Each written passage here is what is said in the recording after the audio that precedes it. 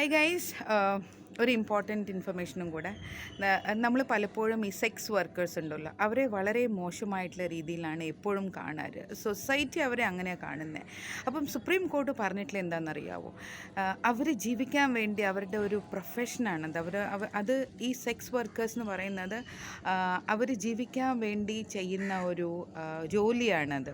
Okay, അപ്പം അതുകൊണ്ട് അവർ sex workers ആയതുകൊണ്ട് തന്നെ അവർക്ക് കിട്ടാനുള്ള റെസ്പെക്റ്റും ഓണറൊക്കെ അവർക്ക് കൊടുക്കണമെന്നാണ് പലപ്പോഴും ഈ മീഡിയാസും പിന്നെ അതുപോലെ തന്നെ പോലീസുകാരൊക്കെ അവരെ വളരെ മോശമായിട്ടുള്ള രീതിയിലാണ് ചിത്രീകരിക്കുക, അല്ലേ?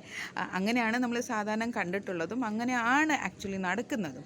അപ്പോൾ ഇനി അത് വേണ്ട എന്നാണ് സുപ്രീം കോർട്ട് പറഞ്ഞിട്ടുള്ളത്. So give all the respect and honour to the sex workers എന്നാണ് പറഞ്ഞിരിക്കുന്നത്.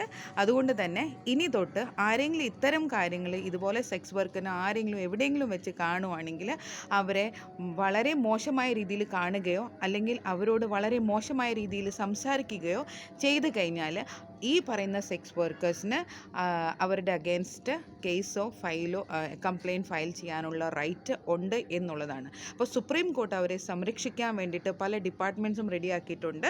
അതുകൊണ്ട് തന്നെ ഇനി പോലീസ് ഓഫീസേഴ്സ് ആണെങ്കിലും നോർമലായിട്ടുള്ള നമ്മൾ കോമൺ മാൻ ആണെങ്കിലും മീഡിയാസ് ആണെങ്കിലും ജേർണലിസ്റ്റ് ആണെങ്കിലും ആരാണെങ്കിലും ശരി, ഈ പറയുന്ന സെക്സ് വർക്കേഴ്സിനെ ഇനി വളരെ റെസ്പെക്റ്റ്ഫുള്ളിയേ കാണാവൂ എന്നുള്ളതാണ്.